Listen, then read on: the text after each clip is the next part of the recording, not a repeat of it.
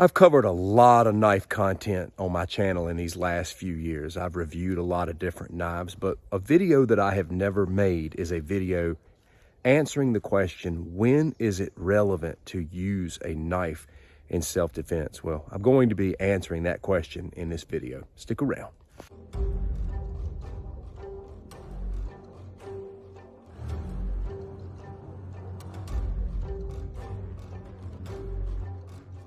If you wonder why I'm wearing this hat, it's because winter has made a comeback. Last week it was beautiful and sunny and 70 degrees, and it's cold and windy here in the state of Virginia today. So we got to be covered up a little bit longer, but hopefully we'll be putting away the stocking caps pretty soon.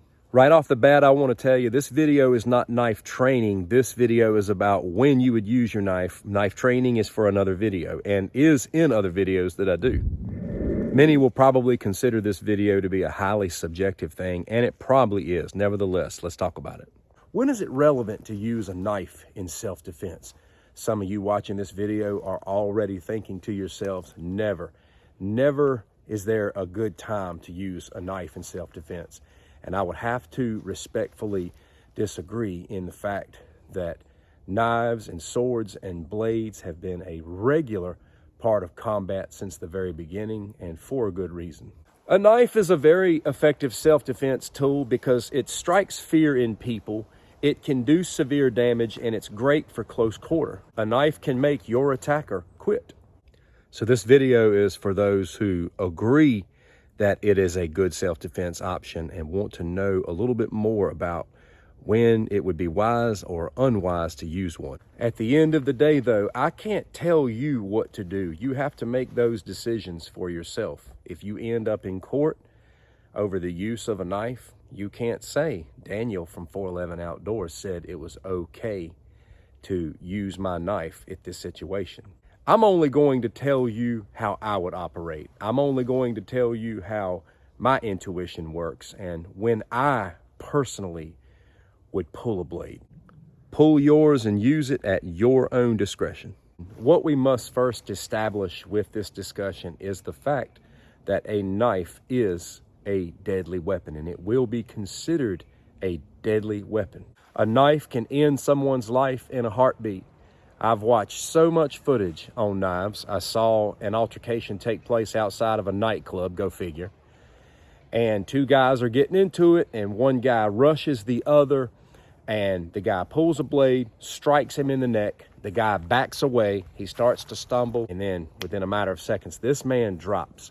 May not always be immediate, but if the right spot gets hit, it can kill.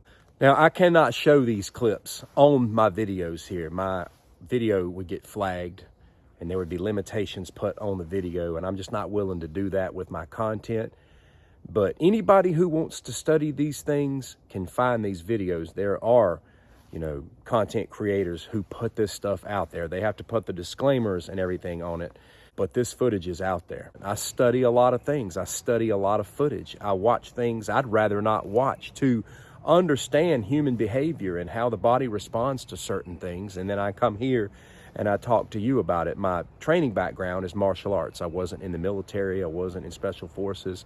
I was just in martial arts at a very young age and studied a lot of different things. But a lot of these types of conversations come from footage, sitting down and being willing to watch and study footage. The reality is anyone who uses a knife in self-defense is going to come under heavy scrutiny in court. So here are my relevant scenarios for using a blade. Number one, I would use a blade anytime I was in a situation where death or severe bodily damage was imminent. Now, there's a lot of things that fall under that, and a lot of those things we're going to talk about in this video, but anytime I was looking at the possibility of death or severe bodily damage, my blade becomes relevant. Now, what this does not include is some kind of mutual argument, some argument on the street that could lead to a fight when I could have walked away from that situation and just moved on. Let's just say that I was having words on the street with a guy that was twice my size. Well, I'm not going to go to court and say, well, he was talking junk to me and I was talking junk to him, but I pulled my blade because he was twice my size.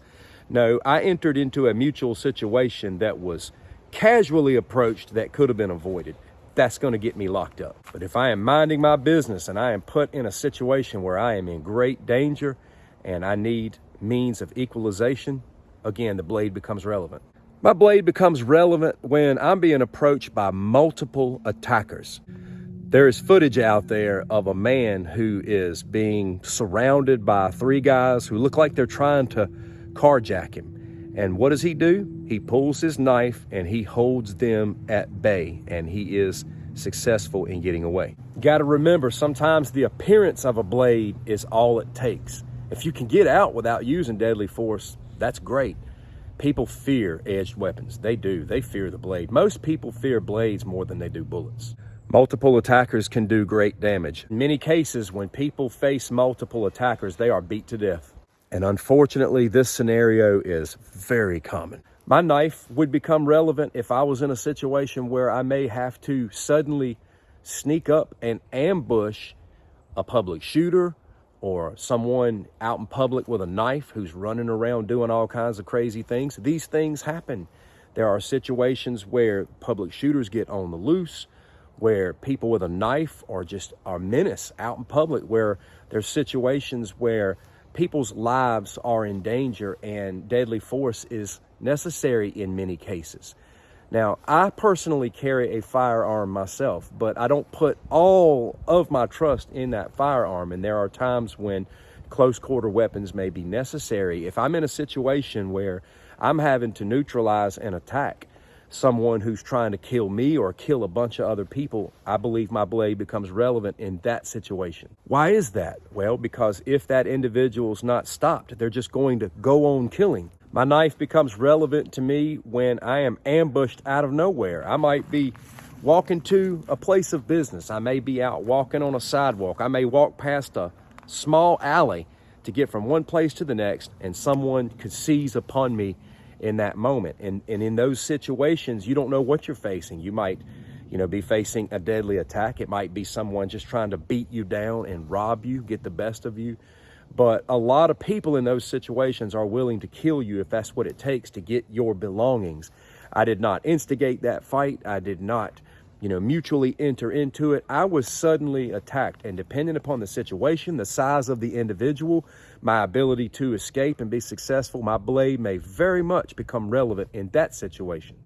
The importance of training hand-to-hand, training in weapons, is so that you can become instinctive. And you have to trust that your gut's going to have a certain amount of instinct with regards to what it's going to take to survive in various situations. If self-defense is important to you, you have to prepare your heart and mind to be committed if that time comes. What a sudden attack out of nowhere does not include is someone out in public that's just heckling me. Could be a public drunk. It could be someone who's not completely right in his head. There's a lot of people who will heckle you in public, but they're not directly attacking you. It's possible that they could, but in a lot of those situations, you have time to just get away. You have time to either defend yourself with non-lethal means, or you can get away.